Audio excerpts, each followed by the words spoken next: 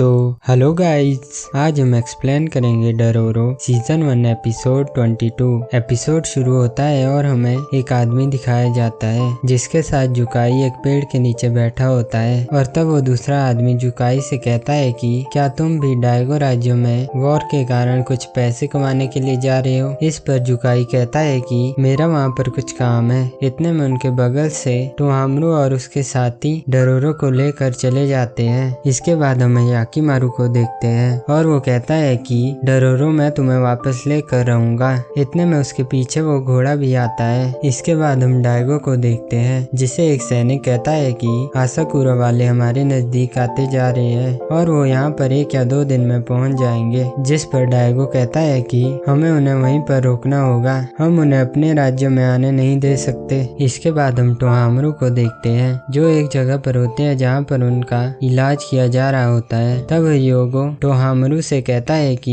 क्या आप ठीक हो। तो टोहामरू कहता है कि तुम्हारे घावों के सामने मेरे ये घाव कुछ नहीं है। इसके बाद ह्योगो टोहामरू से पूछता है कि मेरी बहन कहाँ पर है। तो टोहामरू कहता है कि क्या तुमने उसे नहीं देखा, और टोहामरू उसे ढूंढने चला जाता है। इसके बाद हम मुत्सु को देखते हैं जिसे देखने के लिए टोहामरू और ह्योगो आए होते हैं। तब जो सैनिक वहाँ पर होता है वो उन्हें मुत्सु के पास जाने से रोकता है। तो टोहामरू मुत्सु से कहता है कि क्या तुम भूल गई तुमने क्या वादा किया था। तब मुत्सु खड़ी उठती है और टोहामरू से कहती है कि मेरी इस बीमारी के कारण मैं आपका साथ नहीं दे पाऊंगी, तो मुझे माफ कर देना। तब वो ह्योगो से कहती है कि तुम्हारा एक हाथ अभी भी ठीक है, तो तुम अपनी आखिरी सांस तक टोहामरू की रक्षा करना। इसके बाद हम डरोरो को देखते हैं जिसे एक जेल में बंद किया होता है और तब वह याकीमारू के बारे में सोच रहा होता है। इतने में वहाँ पर टोहामरू की माँ आती है। वो डरोरो को खोल देती है और कहती है कि सब लोग युद्ध में व्यस्त है, तो तुम यहाँ से भाग सकते हो। इसके बाद टोहामरू की माँ डरोरो को रास्ता दिखाने लगती है और रास्ते में उससे पूछती है कि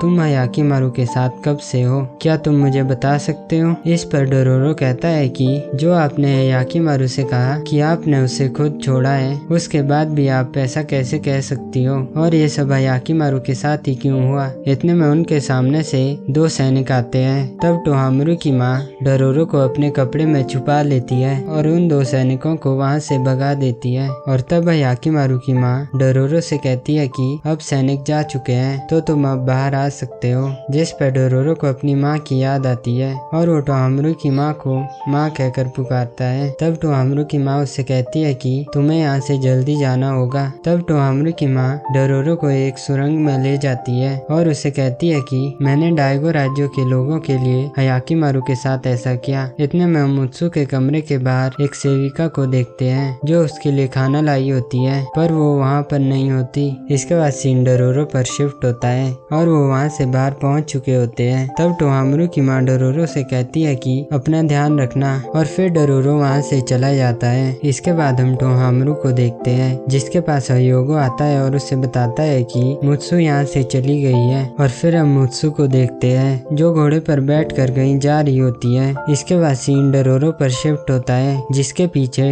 टोहामरू की माँ भी आ रही होती है। तो डरोरो उन्हें देख कर कहता है कि आप कहाँ पर आ रहे हो। तो वो कहती है कि मैं तुम्हारे साथ चलूंगी। इसके बाद हम 2 सैनिकों को देखते हैं। तभी उनके सामने वो घोड़ा आता है जिसे देखकर वो कहते हैं कि ये तो एक दानव है, और वो घोड़ा उन दोनों पर हमला कर देता है। और तभी हम उस घोड़े के पीछे याकीमारू को देखते हैं। इसके बाद हम डरोरो को देखते हैं जो नदी में नाव पर जा रहे होते हैं। तब डरोरो टोहामरू की माँ से कहता है कि मुझे लगता है कि याकीमारू आपको माफ नहीं करेगा। जिस पर वो कहती है कि मैं जानती हूँ, पर मुझे उसे एक बार देखना है। तभी उनकी नाव नदी में तेज बहाव होने के कारण तेजी से आगे बढ़ने लगती है और उनकी नाव लकड़ी से टकराती है जिससे वो नदी में नीचे गिर जाते हैं। इसके बाद हम टोहामरू और ह्योगो को देखते हैं। तब ह्योगो कहता है कि गार्ड ने मित्सु को वहाँ जाते हुए देखा है। तो टोहामरू कहता है कि तो जल्दी जल्दी चलो। इसके बाद हम उन्हीं सैनिकों को देखते हैं जिसे उस घोड़े ने मार दिया होता है। इसके बाद हम डरोरो को देखते हैं जो एक जगह घायल लेटा होता है। तभी उसे होश आता है और वो देखता है कि उसके सामने वही बूढ़ा होता है। तो वो बूढ़ा आदमी कहता है कि तुम बहुत लकी हो जो तुम्हें इन लोगों ने देख लिया। तो डरोरो कहता है कि मैं कहाँ पर हूँ और क्या मेरे साथ एक औरत थी। तब हम देखते हैं कि वहाँ पर बहुत सारे लोग घायल होते हैं। तो वो बूढ़ा आदमी उसे आगे ले जाता है जहाँ पर वो देखता देखता है कि टोहामुरी की माँ घायल लोगों की मदद कर रही होती है। तब एक आदमी